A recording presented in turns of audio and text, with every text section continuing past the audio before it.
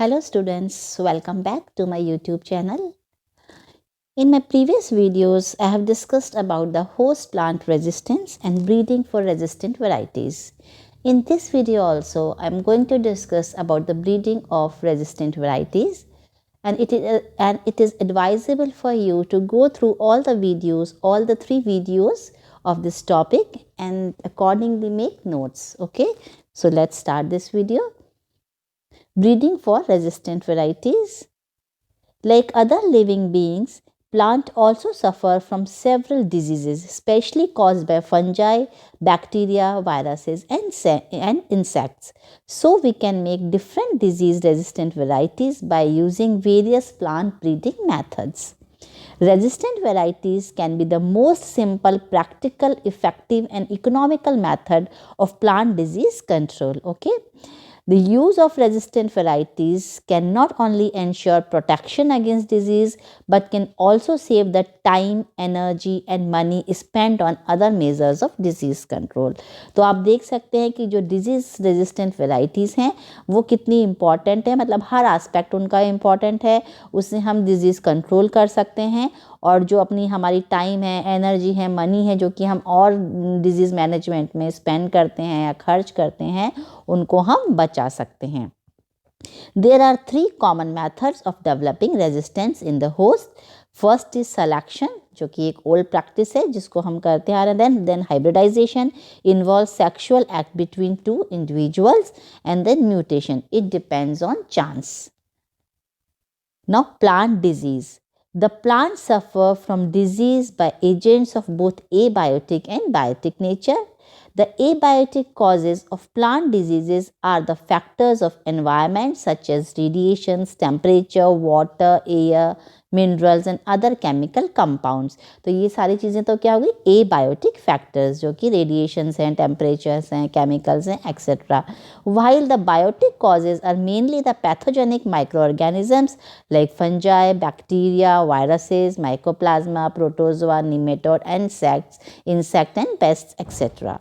Disease is the sum of the normal chemical reactions that are inhibited or the abnormal chemical reactions induced inside the cells and in the tissues of the plant as a result of the irritation brought about by the causal agent. Okay तो जो भी causal agent उनमें irritation पैदा करते हैं उनसे क्या होती है, डिजीज प्लांट्स के अंदर अकर होती है या पैदा होती है. Types of diseases on the basis of effect of the host plant, मतलब होस्ट प्लांट कितना इफेक्टेड है उस हिसाब से क्या कौन सी डिजीज हो सकती हैं, मतलब कौन से टाइप्स की हो सकती हैं, लोकलाइज्ड हो सकती हैं या सिस्टेमिक हो सकती हैं. Then on the basis of symptoms के हिसाब से, अब as you know you have already studied about the different types of diseases, you are a student of plant pathology, so you must know what are localized and systemic diseases. Now on the basis of symptoms, rust हो सकता है, smut, mildew, canker, scab, etc. and on the basis of effect host plant parts, मतलब host का कौन सा plant part पे disease हुई है तो उसके हिसाब से रूट, स्टेम, लीफ, फ्रूट ये सारी डिजीजेस हो सकती हैं. Then on the basis of effect on the host plant, localized और systemic. on the basis of host plant, field crop या फिर vegetable disease. then on the basis of mode of spread, किस तरह से disease spread हो रही है, soil से हो सकती है, seed borne हो सकती है या फिर air borne हो सकती है. then on the basis of disease cycle, simple and compound interest. then on the basis of occurrence, endemic, epidemic, sporadic and pandemic, तो किस तरह से कितने कितने लेवल पे ये डिजीज स्प्रेड हो रही है, आकर हो रही है, उस हिसाब से डिजीज का टाइप हो सकता है. I think I have already explain all these terms.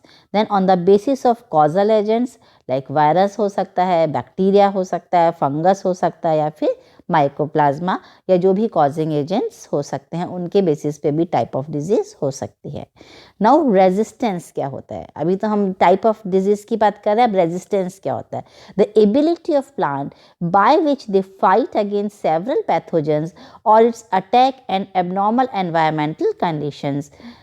Types of resistance mainly based on the existence, based on response or nature, based on genetic control and based on the mechanism.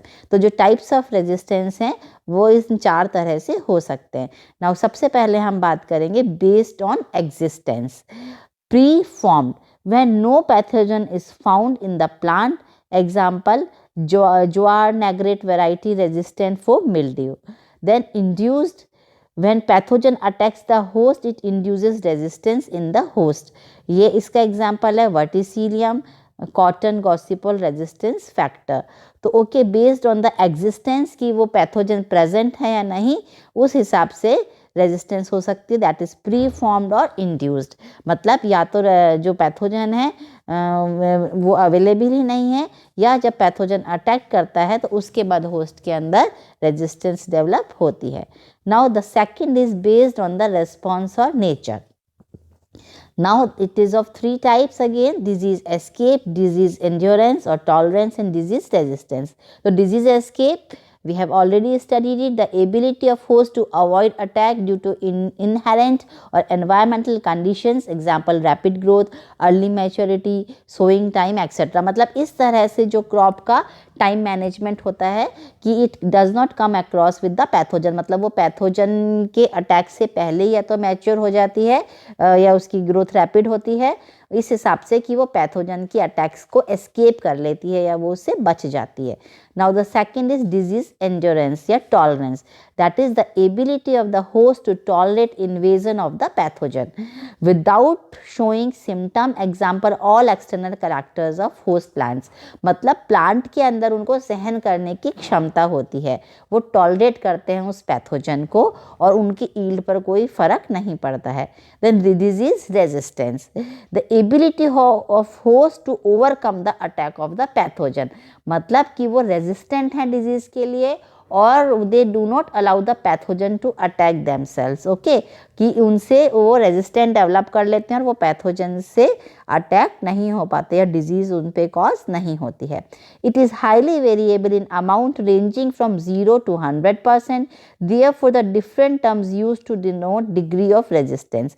That is, यदि 100% resistance है, term use is immunity और loss is nil.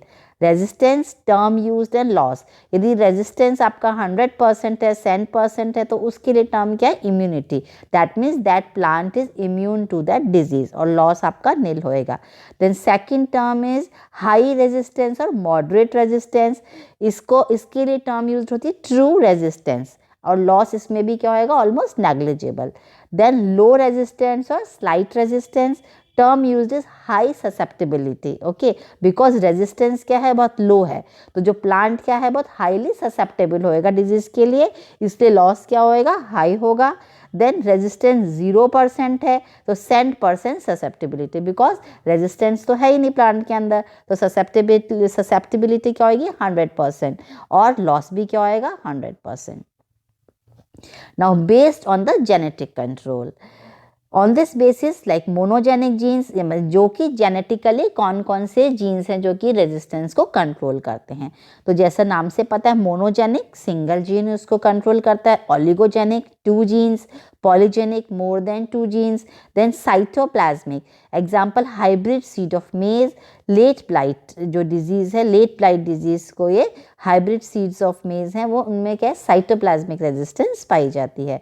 Then based on the mechanism, A, mechanical, pathogen unable to infect host due to external or internal structure found in the host. मतलब host के अंदर कुछ इस तरह से उसके एक्सटर्नल और इंटरनल स्ट्रक्चर्स होते हैं जिसकी वजह से होस्ट जो पैथोजन है वो उसको पेनेट्रेट नहीं कर पाता या उसके अंदर भी एंट्री नहीं ले पाता, जैसे कि क्यूटिकल है, वैक्सिस है, lignin etcetera. Then the biochemical synthesis of special chemical substances by host, जैसे for example hypersensitive reactions, that is necrosis हो जाता है. फाइटोटॉक्सिन्स लाइक पोटैटो के अंदर फाइटोट्यूबेरिन है, पी में पिसेटिन है, जो कि हम पहले के चैप्टर्स के अंदर जो इन्फेक्शन है था या मैकेनिकल जो बैरियर्स हैं या बायोकेमिकल कौन कौन से स्ट्रक्चर्स हैं जिससे कि पैथोजन मतलब डिफेंस के लिए कौन कौन से स्ट्रक्चर्स हैं, उन वाले चैप्टर्स में हम ये HR भी पढ़ चुके हैं और फाइटोटॉक्सिन्स भी पढ़ चुके हैं. Then differential resistance is only for some races of pathogen source existing plant और म्यूटेशन. डिफरेंशियल मतलब वो किसी कुछ पैथोजेंस के लिए रेजिस्टेंस है, कुछ स्पेशल रेसेस के लिए, और बाकी के पैथोजन के लिए वो रेजिस्टेंस नहीं है. Then comes the main topic, plant breeding. The plant breeding is the applied branch of botany and deals with the improvement of agriculture crops. Plant breeding means the improvement in the heredity of crops and production of new crop varieties which are far better than the original type in all respects. Okay?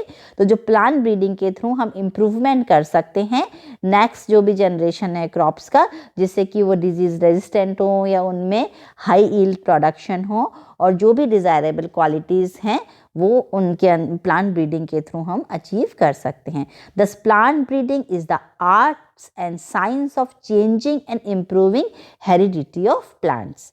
M क्या है, M क्या होते हैं plant breeding के पीछे? Higher yield of grains, fodder, fibre, oils and other plant productions, better quality with regard to shape, size, color, nutrition, taste in food grains, vegetable and fruits. Then resistance to diseases, insects, frost, drought, wind and soil conditions. Then change in duration, especially earliness, lateness in maturity as needed. Then changes in growth habits such as dwarfness, few branching, tallness, etc. Production of novel varieties such as seedless fruits and flowers. तो ये सारे M हैं जिनको रख के हम plant breeding की जो एक्सरसाइज है वो करते हैं कि मतलब हमारी जो भी ब्रीडिंग एक्सरसाइज करने के बाद जो भी प्लांट हमें प्राप्त हो उनके अंदर ये कंडीशंस फुलफिल होनी चाहिए. देन मेथड, सबसे पहला मेथड है सिलेक्शन. मतलब सबसे फर्स्ट जो स्टेप है वो क्या है? Selection. In this method, different species of plants are collected and acclimatization introduced in them at research center. Okay.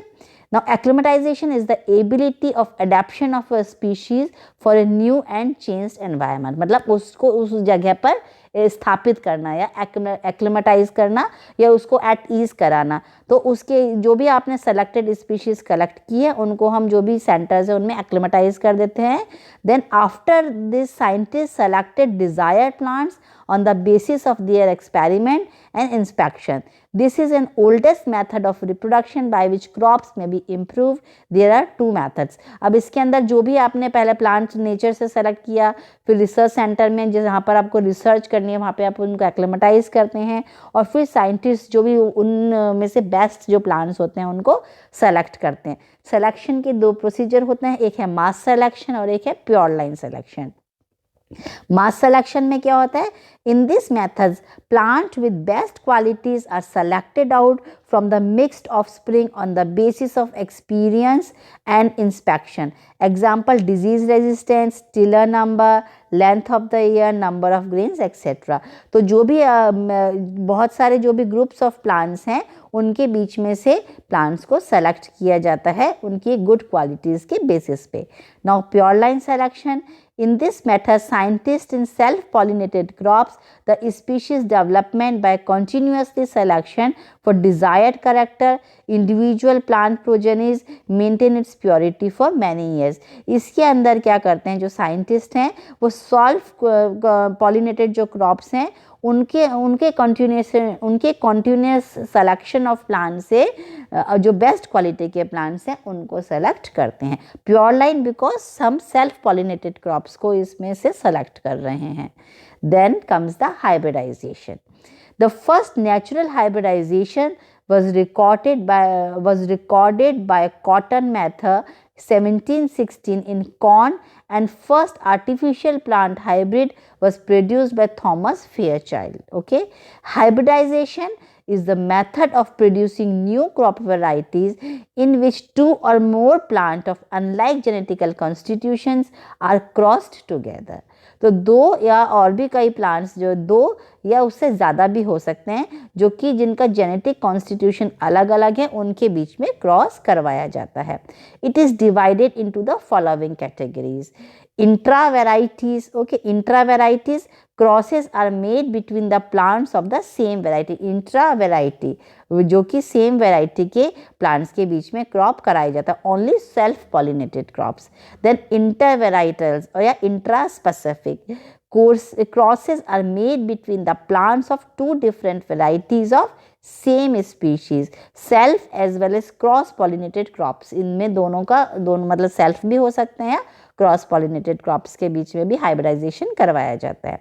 Then inter specific या फिर intra generic crosses are made between the plants of two different species of the same genera, used for transferring the genes of diseases, insects and drought resistance.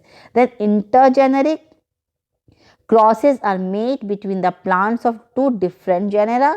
Then these are used for transferring the genes of diseases, insects and drought resistance.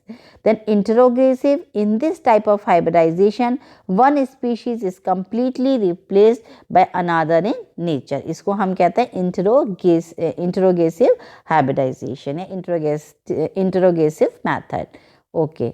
Now in intra and intergeneric processes, the parental plants are distantly or widely related and therefore they are also called wide or distant crosses. तो distant crosses क्या होंगे, intra या फिर intergeneric होंगे, क्योंकि जो parental plants हैं वो क्या होते हैं, एक दूसरे से बहुत distant होते हैं, मतलब they are not of the same species, वो क्या हैं, अलग अलग genera के हैं। ओके, तो ऑब्जेक्टिव क्या है इसके पीछे, all the good characters into a single plant to increase range of genetically variability by recombination and to exploit and utilize the hybrid. Now what is the procedure of hybridization? Let's see it. The various steps involved are as follows. Selection of parents. Plants to be used as parents can supply all the desired characters which are lack in a good variety. तो वो हम plant select करते हैं जिनके अंदर जो भी हमें डिजायर्ड कैरेक्टर्स चाहिए वो उनके अंदर प्रेजेंट हो। फिर selfing of parents, artificial self pollination of parents for eliminating undesirable characters and obtaining interbreeds. All plants of an interbreeds are alike genotypically and phenotypically. तो जो भी प्लांट्स हैं उनको हम आर्टिफिशियली सेल्फ पॉलिनेटेड करा सकते हैं जिससे कि जो अनडिजायरेबल कैरेक्टर्स हैं उनकी हम छटनी कर सकें या उनको हम हटा सकें, और जो भी इंटरब्रीड्स हैं वो भी जीनोटिपिकली और फिनोटिपिकली हमें सेम मिलने चाहिए। Then hybridization techniques, emasculation, the removal of stamens from female parent before they burst to prevent self-pollination by using forceps, scissors or hot or cold water, alcohol and male sterile plants. Okay, तो जो भी सबसे पहले तो क्या किया जाता है, उनका जो फीमेल पेरेंट है उनका इमैस्कुलेशन कर दिया जाता है, उनके जो पोलन ग्रेन्स हैं उनको रिमूव कर दिया जाता है। Then bagging, both male and female flowers are bagged, उनको बैग कर दिया जाता है जिससे कि हम सिर्फ उनको डिज़ायरेबल पॉलिनेटेड ही उनके अंदर डालें और बाकी के जो हैं दूसरे जो पोलन ग्रेन्स हैं वो उन तक ना पहुँचें। It is usually done in the evening of previous day of crossing because most of the crops become receptive in the morning. Bags are made up to different material such as paper, cloth, plastic etc. उनके bag बना के उनको cover कर दिया जाता है। Then crossing, the artificial cross pollination between the genetically unlike plants, तो ये artificially उनमें क्रॉसिंग कराई जाती है। That means जो भी आपको पोलन ग्रेन्स इस प्लांट के चाहिए उनको आप जो फीमेल पार्ट है या जो फीमेल का स्टिग्मा है उसके ऊपर आप उनको स्प्रिंकल करते हैं। Then labelling, the crossed flowers are properly tagged and label, फिर उनको लेबल कर दिया जाता है, डिटेल उनकी लिखी जाती हैं जिससे कि आपको उनको फ्यूचर में पता रह सके कि आपने क्या ये क्रॉस करवाया है। Then harvesting of hybrid seeds, the crossed heads of desirable characters are harvested and collected seeds are sown separately. अब जो भी आपने क्रॉस करवाया है उनको जो उन डिज़ायरेबल कैरेक्टर्स का उनकी हार्वेस्टिंग की जाती है और जो सीड्स को कलेक्ट किया जाता है और फिर उनको वापस से सो किया जाता है. The plants of F1 generation are progenies of cross seeds and therefore they are hybrids. तो जो F1 जनरेशन के अंदर आपको जो मिलेंगे आपको seeds, the plant of F1 generation होंगे जो कि क्रॉस सीड से मिले हैं, वो क्या होंगे आपके हाइब्रिड प्लांट्स होंगे. Then methods of selection. अब आपने ये भी इतना सब कुछ करने के बाद भी आपको सिलेक्शन करना पड़ेगा. तो सिलेक्शन आप किस तरह से करेंगे, उसमें सबसे पहला है पेडिग्री सिलेक्शन. ये सारे प्रोसीजर आपने जो आपका प्लांट ब्रीडिंग है, शायद आपने सेकेंड ईयर के जो जेनेटिक्स है उसके अंदर आपने पढ़ा होगा. Then pedigree selection, this process is continue till genetic purity is obtain in the selected offspring, complicated, inconvenient and expensive. तो पेडिग्री सिलेक्शन की इसके अंदर क्या होता है, कंटिन्यूएशन प्रोसेस है जब तक कि जेनेटिक प्योरिटी आपको नहीं मिलती है. Okay. Then bulk selection. In this process, plants are selected in the beginning from F2 and are again selected after F5, due to which the distribution of characters become equal and genetically purity in the offspring is automatically obtained. तो ये जो bulk selection है ये simple है, convenient है and inexpensive है.